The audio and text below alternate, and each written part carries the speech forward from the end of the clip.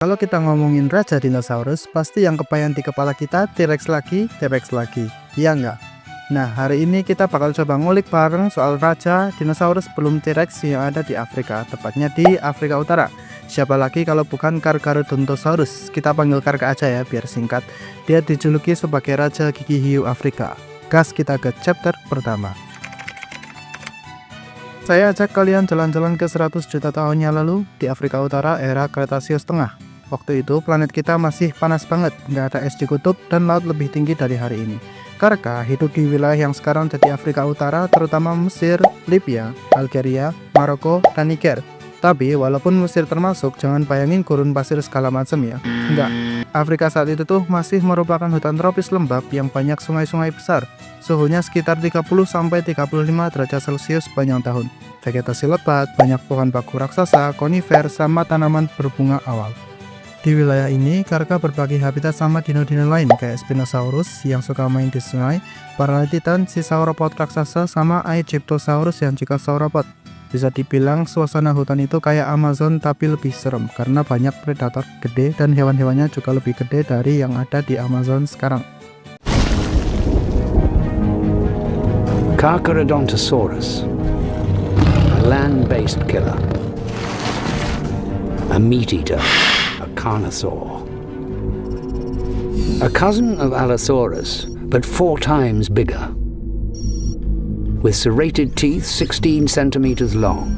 Carcharodontosaurus was a giant killer. Sebagai apex predator, Karka juga punya hampir seluruh akses ke semua ekosistem mulai dari hutan lebat, dataran terbuka, sampai tepi sungai. Cerita penemuan fosil ini juga bisa dibilang dramatis banget, dimulai dari 1927 oleh seorang paleontolog asal Jerman yang namanya Ernest Stormort. Dia yang lagi ekspedisi di gurun Mesir, daerah Baharia Oasis. Di situ Stormort nemu fosil gigi dan tulang rahang yang gede banget.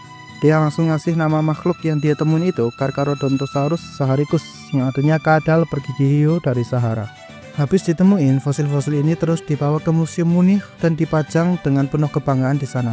Tapi tragedi ngehantam museum itu. Di tahun 1944, bom sekutu ngehantam dan ngehancurin semua fosil yang ada di sana. Sayang banget ya. Jadi sejak kejadian itu, selama puluhan tahun orang-orang cuma bisa lihat Karka dari sketsa Stormort doang. Kasian ya.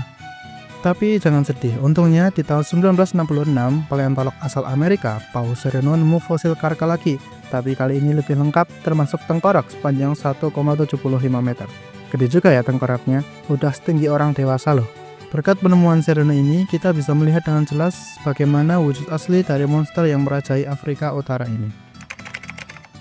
Sekarang kita masuk ke ukuran dari Carcharodontosaurus, yang bikin dia bisa makan apapun yang dia mau. Panjang tubuh dari Karka bisa sampai 12-14 meter, itu hampir kayak bus 2 tingkat. Tingginya setara kayak rumah 1 lantai, sekitar 4-5 meteran.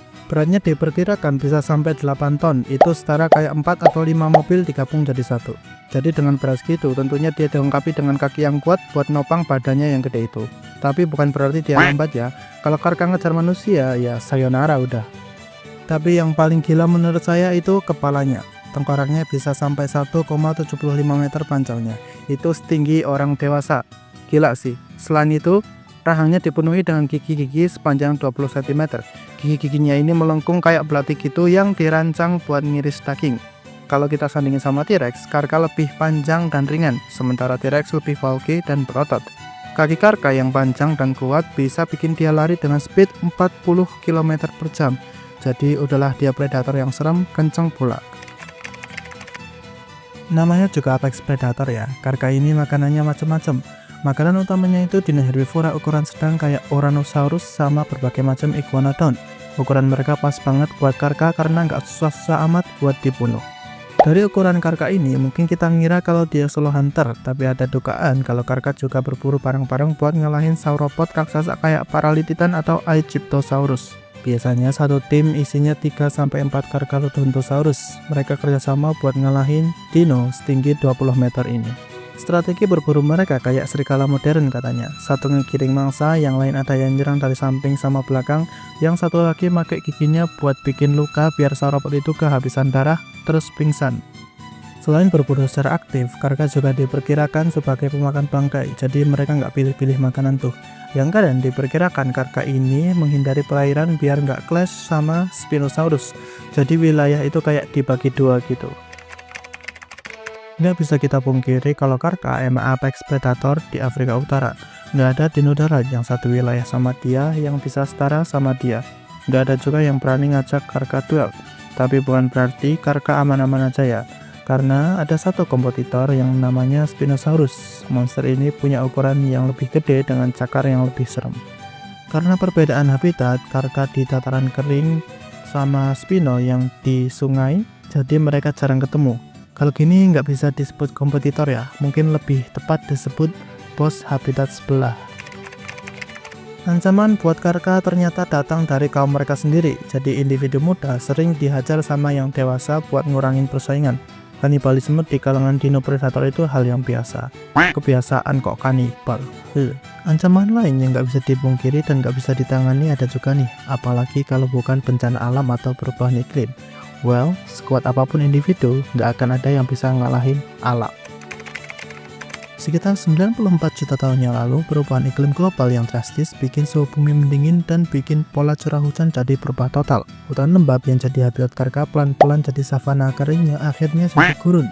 Sumber air hilang, vegetasi juga hilang. Kayak yang kita tahu, tumbuhan itu kan salah satu unsur penting dalam food chain. Kalau tumbuhan punah, herbivora punah, predator ya udahan karena mereka kehilangan sumber makanan.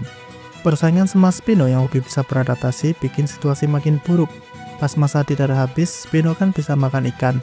Lah, kalau mangsa di darat habis, karka makan apa? Mati dong.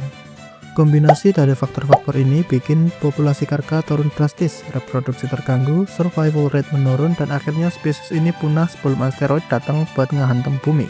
Yang tersisa cuma fosil-fosil yang jadi bukti kehidupan monster ini. Oke, sekian video kali ini. Kalau kalian punya kritik, saran, atau koreksi, boleh kalian tulis di kolom komentar. Dan buat kalian yang mau request, boleh tap subscribe dan tulis request kalian. Buat kalian yang mau support channel ini, boleh pakai link yang di pin komen. See you on the next video.